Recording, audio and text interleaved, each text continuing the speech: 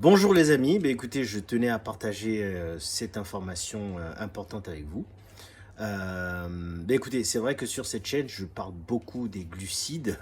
Voilà, alors d'une certaine façon, je fais un peu la guerre aux glucides. En tout cas, j'ai décidé d'arrêter de consommer ce type d'aliments autant que possible. Ok. Mais ce qui est important, c'est de comprendre aussi la logique, en fait, la raison pour laquelle nous-mêmes, en tant que consommateurs, en tant qu'être humain, nous sommes devenus petit à petit, j'ai envie de dire, accros à ces aliments-là, à cette catégorie d'aliments.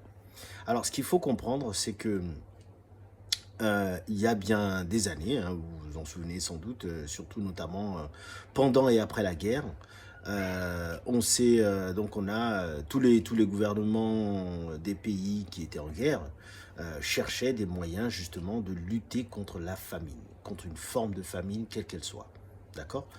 Et donc, ce qui s'est passé, c'est que dans beaucoup de pays, notamment si je prends l'exemple des pays occidentaux, on a commencé, donc les gouvernements et les personnes en charge, on va dire, ont commencé à penser petit à petit à des aliments qui pourraient être non périssables ou en tout cas durables, ok, qui ne coûtaient pas cher, qu'on pouvait consommer en quantité, ok, et qui auraient du goût. Voilà.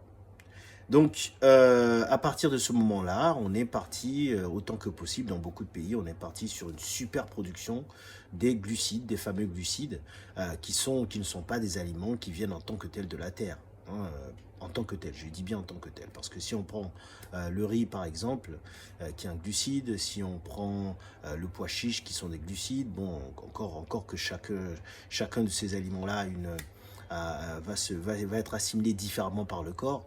Mais ce que j'essaie vraiment d'expliquer, c'est que dans l'ensemble, en tout cas, l'idée, ça a été de pouvoir faire la part belle à ce type d'aliments dans notre alimentation.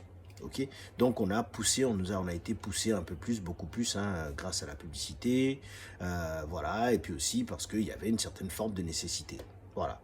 Ce qui, à l'origine, vous allez me l'accorder, est quelque chose de totalement louable. Hein, quand on s'est retrouvé à pouvoir faire consommer ce type d'aliments aux populations, eh bien, effectivement, dans beaucoup de cas, eh bien, les personnes ont cessé d'avoir faim. Voilà, il faut l'admettre, quand vous mangez un bon bol de pâtes, vous êtes sûr de ne pas avoir faim pendant un moment.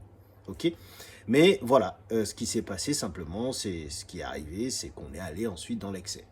Donc je dirais que cette idée-là de pouvoir lutter contre la faim est allée beaucoup trop loin. Donc aujourd'hui, on a une alimentation, une alimentation de base, ok, qui est quand même une alimentation de base avec du pain, des pâtes, du riz, tout ce qui est toutes sortes de farines, tout aliment qui vient des farines. Voilà. Donc on a aujourd'hui une sorte d'overdose dans notre alimentation quotidienne. Voilà. Donc, c'est vrai que sur cette chaîne, j'explique toujours, il faut faire la part belle à tous ces aliments qui viennent de la terre, autant biologique que possible, autant écologique que possible, pour que justement votre corps vous en soit reconnaissant. Voilà. Ok. Voilà. Mais écoutez, je voulais juste partager cette information avec vous. Je pense que bon, pour certains d'entre vous, ça va vous intéresser. Voilà. Écoutez, je vous souhaite une excellente journée et à bientôt. Au revoir.